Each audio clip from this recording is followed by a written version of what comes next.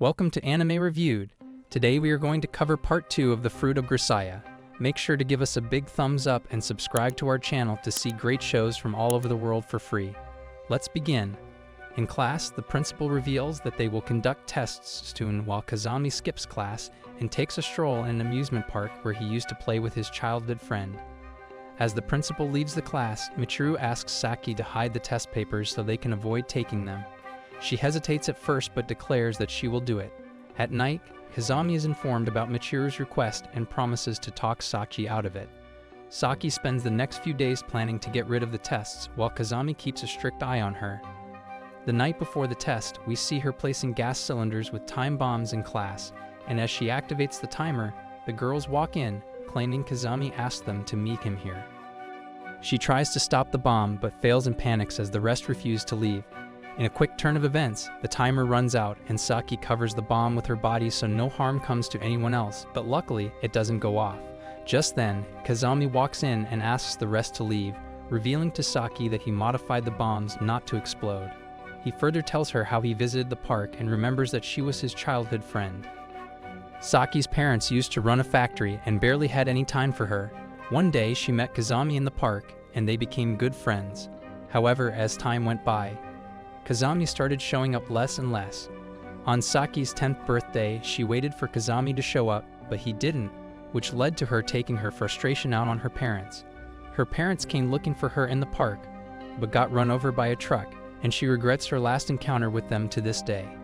His father died on the spot while her mother got into a coma, and she never faced her ever since. Kazami praises her for being so strong and asks her to think a little for herself as well, which makes her embrace him in tears. The next day, he takes her to the factory, where she finds a letter from her mother she wrote on her 10th birthday and decides to visit her more often from now on. The next day, Kazami receives a letter from Makina asking him to become her father and confronts her for it. He discusses this with JB and reveals to her that Makina offered him 70 million, her lifetime allowance, as a fee to adopt her. JB informs him that Makina's father, Masataka, was an accountant for the Defense Ministry, who has been labeled dead on paper. Later, he is informed more about Makina's family, which is dominated by her mother and grandmother, who used their influence to cause corruption on a national scale. Her father, upon realizing what he married into, decided to leak their secrets but was killed in an accident. He attempted to kidnap Makina, and the trauma from that event rendered her unfit to be their successor. Therefore, her sister became their new heir. When the summer vacation is announced, Kazami plans to train her self-defense and shooting skills like an actual father. Meanwhile, Amain departs to visit her family, and Kazami expresses his intention to visit his mentor Asako's grave. He takes Makina to the hills and tells her how his master gave him a purpose to survive. The following morning, Makina runs into her younger stepsister Serena and remembers how they were always kept away from one another. Serena argues with her bodyguards and gets into her car, which blows as Makina passes by. She awakens in the infirmary, and Kazami assures her that her sister will survive, encouraging her to rest. Later, he is summoned to headquarters and told to take out a target, which turns out to be Makina. Makina awakens from a nightmare to see Kazami by her side. Meanwhile, at the HQ, it is found that Kazami has taken Makina and fled to safety.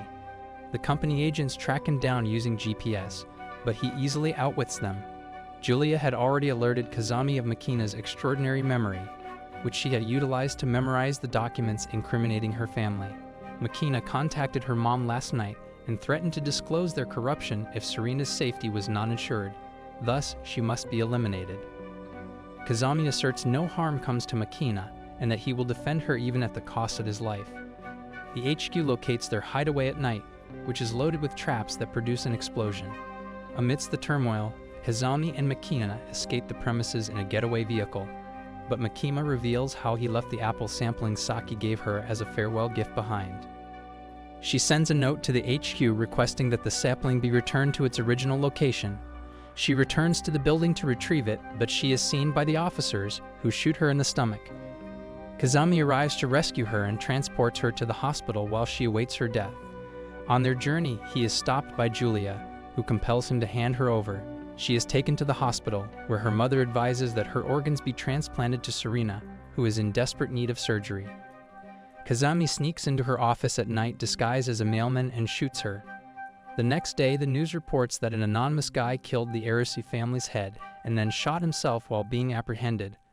Later, Julia reveals how they pressured the Arisu family into filing a false statement and offering Makina and Arisu safety in exchange for keeping their dirty secret quiet. A few days later, Julia puts Kazami off at midnight and kisses him goodbye as he exits the car. When he steps out, he notices Sacchi at the doorway, who assumes they are dating and promises to conceal their relationship. He walks into his room to see Amain, who is still eager to be Kazami's big sister. While having dinner, Amain receives a message with a picture of Julia kissing Kazami and confronts him about it. He claims it was all a prank, and Amain jokes that she will forgive him if he embraces her as well. He kisses her unexpectedly, and she asks him if she can be his girlfriend. Kazami specifies a condition that if he dies or disappears unexpectedly, she will not mourn and will get over him as soon as possible. He further asks why she is so hellbent on being with him, and she reveals that she was a former classmate of her late sister, who died in a bus accident. She says that she was the only one who survived the crash and asks him to wait while she brings something for him. She returns with her diary, which she used to write back then, and we are taken into a flashback to 6 years ago when students were heading back to school after their summer camp. On their way, one of the tires busts open and the bus falls off the cliff. Amain regains consciousness on the bus and speaks to Kazuki for the first time, who asks her to get off as she is unable to move. They both exit the bus, and luckily, all of them survive the crash. Kazuki and Amain go exploring and discover that they are surrounded by insurmountable walls and an impassable jungle. She returns to the camp and tends to the wounded, indicating that she is well versed in the art of survival. However, her own left arm was crushed in the accident, yet she advises everyone to help themselves instead of waiting for a rescue team. As they settle in tents, Kazuki discloses she has the ability to memorize books at one glimpse and read them later. She stumbles into the tent while Amain wonders if they'll ever get out of here. The next day, Amain wakes up alone and strolls around looking for Kazuki. She finds her in the forest collecting edible grass and asks her not to wander off alone next time. While filling water bottles, Kazuki asks Amain why she chose her over everyone else.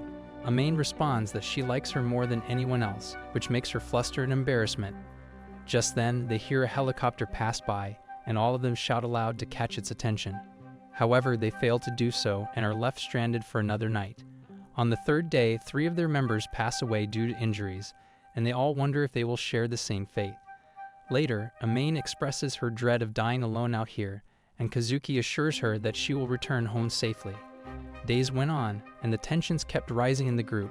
The students started rationing food, and Kakuzi, being the expert survivalist, helped around the most despite her broken arm. On the 9th day, Mr. Oki leaves the group to find an escape route through the mountains. As the days went by, the group lost their strengths and hopes yet continued to thrive for survival. One of them had a pet dog that died on the 12th day, and Kazuki suggested they eat it for survival. Having no source of food, they hesitantly agree and reduce it to meat.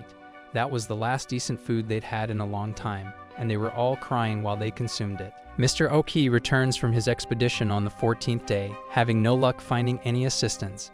Another student dies that day, and the ambience is filled with grief. Other students die in the days that followed, and Amain can only conceive of it as one less stomach to fill. While they await each other's death, they learn that Mr. Oki has hunted a deer, giving them another few days of life. Amain brings the meat to Kazuki, who refuses to eat it. Thus, Amain, being devoted to her, declines to taste it as well. At night, the two notice Ochi and their captain walking into the woods, and Kazuki urges Amain to follow them. Amain is taken aback when she discovers that the meat they were offered prior hadn't come from a deer, but rather from their deceased classmates. Mr. Oki has gone insane and begins hunting the girls to kill them, but Kazuki manages to eradicate him and the girls flee. Turns out, everyone has lost their sanity besides these two, who are now desperately attempting to escape this awful place. As the others spot them, Kazuki hands Amain her bag of supplies and a survivalist letter, urging her to continue without her. Faced with no alternative, Amain heads on to save herself, aware that Kazuki will likely be dead resisting them. Amain inevitably leaves the jungle after a few days of wandering, but she is singled out as the solitary survivor of the catastrophe. Her desire to live had diminished due to survivor's guilt until she encountered Kazami, who reminded her of the sole reason she was still alive. She grew to like him and ultimately fell in love with him the more she stayed with him. She laments living at Kazuki's expense, but Kazami comforts her and tells her to stick with him for the remainder of his existence. He claims that Amain will only forgive herself if he welcomes her after learning about her past, therefore he wants her to stay by her side forever. Later, they debate if Kazuki is truly dead since her body was never identified, and Amain shows him the survivalist note she received to investigate Kazuki's whereabouts. They return to the scene of the incident, and Kazami digs the mark placed on the map by his sister 6 years ago. They uncover a box with some equipment and a letter addressed to Amain.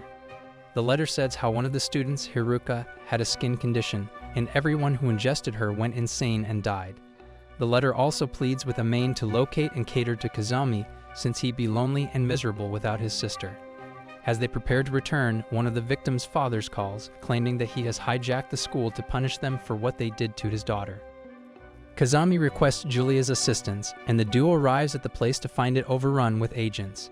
As they plan their strategy, Kazami spots a vent on the blueprints from where he can snipe the attacker. However, since this vent is only linked to the left urinal, Kazaki uses Morse code to instruct Makina to disable the other urinals, guaranteeing that the gunman uses the one he is aiming for. Makina requests that he take her and Michiru to the restroom, and Sacchi uses her phone to notify Kazami of the situation. Kazami is awaiting the ideal moment in a tower 900 meters away, armed with a sniper rifle. Meanwhile, Makina breaks the right urinal using Michiru, and the shooter threatens to kill the kids if Amain doesn't step inside right away. While Kazami awaits the perfect moment to take the shot, she steps in with drinks for everyone.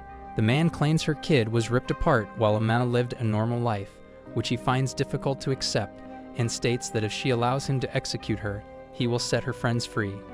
Alternatively, he will shoot her companions and let her escape. Amain wants him to kill her right away, but he knocks her down and tosses her around. He locks her in the bathroom and uses the toilet. Kazami detects him and fires a shot that strikes his shoulder. As he falls to the ground, the agents rush in to subdue him, and they all cheerfully meet up with Kazami in the end. That's all for today. If you enjoyed our video, give us a like and subscribe to our channel to never miss an update from us.